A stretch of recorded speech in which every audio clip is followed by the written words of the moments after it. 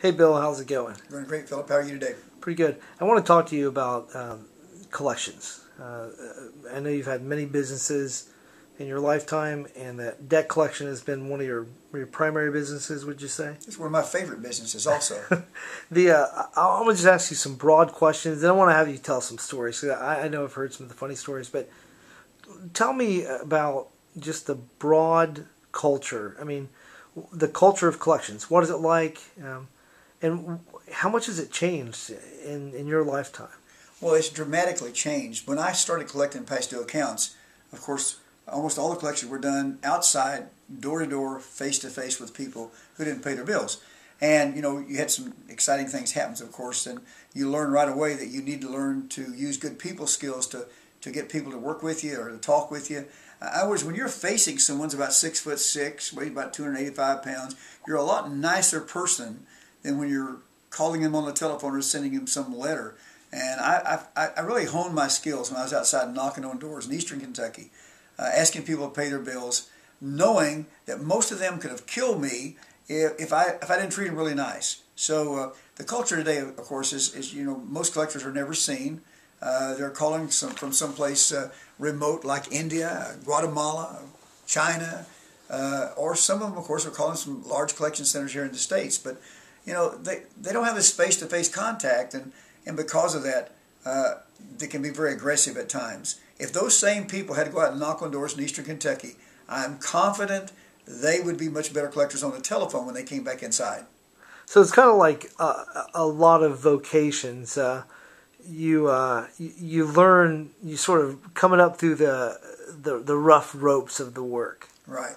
I mean, as a photographer, I started out as a beat crime photographer. You know, I mean, I was doing the police beat and the ambulances and all that stuff. That's where I really cut my teeth. Yeah, in fact, when I was brought inside and we started using the telephone to call people, I was apprehensive about this. I thought, well, how in the world can I ever get someone to pay me over the telephone, because they won't be able to see my sincerity. They won't be able to appreciate the fact that I can empathize with them, and I'm really concerned about them.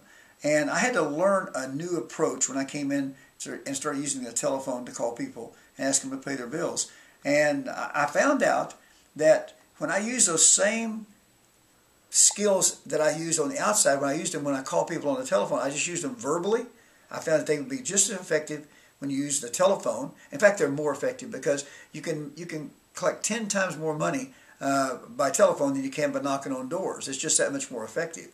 So this is something we discovered, and it's been really effective in the approach we use. So in the general culture of collections, the big leap was from face-to-face collections, which would probably date back to the beginning of time, of people Sure. loaning something and needing it back. Sure.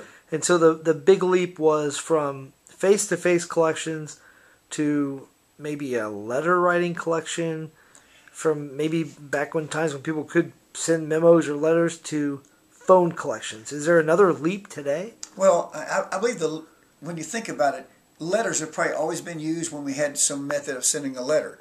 But that was only to make people aware of the fact they owe the money many times, and a lot of people would pay right at that time. But when it came down to actually collecting a past due account, that big leap was made from knocking on a door, face-to-face, talking with someone, to calling them on the telephone and asking them to pay. You know, the big changes have been made now. Of course, you have the recorded messages. You can call people on the telephone, you can have the dial the phone, get you on the telephone when you answer it, and then they can leave you a recorded message. And that can be effective to a degree. But we know that a lot of those people will just hang up when they get this recorded message. And then there'll be some of them that will actually take the message, the people who want to pay anyhow. It kind of takes the place of that letter. You know, you get this automated message, you know it's not personal, it's just an automated message, and you go ahead and pay your bill. But when it comes down to collecting, it still requires that talking with someone on the telephone so many times and visiting with them and actually finding out what the reason was why they didn't pay. So you can help them deal with the reasons and hopefully increase you to a higher position in their pay list than you were before. So collections is kind of like selling. It is selling. You know, we keep telling people, you know, you're in the selling business, not the telling business, because you're still selling someone on taking the money that they've already planned to use for something else and paying you with it and making you a priority in their life. in this broad culture, do you have any idea of maybe a number, the number of people that are estimated to be involved in this work worldwide in collections? The number of collectors? It would be in the thousands. You know, when I work with some of these collection departments, they'll have 800 or 900 collectors calling people about their past due accounts. Wow, that's a lot of people. And so what's the fundamental, and I kind of know the answer to this, but the fundamental difference that you made in your companies to grow your companies and how you collect? How would you sum up your different culture of collection? Well, what if you put yourself in a position where you were calling your best friend and asking them to pay a bill? We promoted that type of approach because when you're calling your best friend, of course, you're going to work with him a little bit different than when you're calling someone you don't know or you don't care about. And so in our culture, we taught our collectors to actually assist the customer that's past due, assist them in finding ways to pay their bill. I would do the same thing for a best friend. If I loaned you money, Philip, and you're my friend, and which you are, if I loaned you money and you couldn't pay it back, I want to help you find ways to pay the bill back. And that was the difference in our company and many other companies. And that's the difference in what I teach when I do seminars on site or when I consult with different companies about their collection challenges. Now, how is that different than everybody else? Well, I believe most people, if they had a friend that didn't pay them the bill, they would lose a friend. I believe that most companies, when they have collectors call people, they want these collectors to be aggressive. They want them to challenge everybody. They don't see this as being a servant or helping the customer. They see this as, hey, we got to get our money back, otherwise our delinquency is going to be sky high. And the person who's calling is thinking, boy, if I don't get my figures in line, I don't get my money collected, then I'm going to be a failure at this job. And in our culture, we found that you can keep a lot of the customers coming back to your company when you help them when they're having temporary challenges in paying their bills. Now, you told lots of funny stories. I want to sort of go back to just the anecdotal side to this interview. You've told stories about your first days of collections.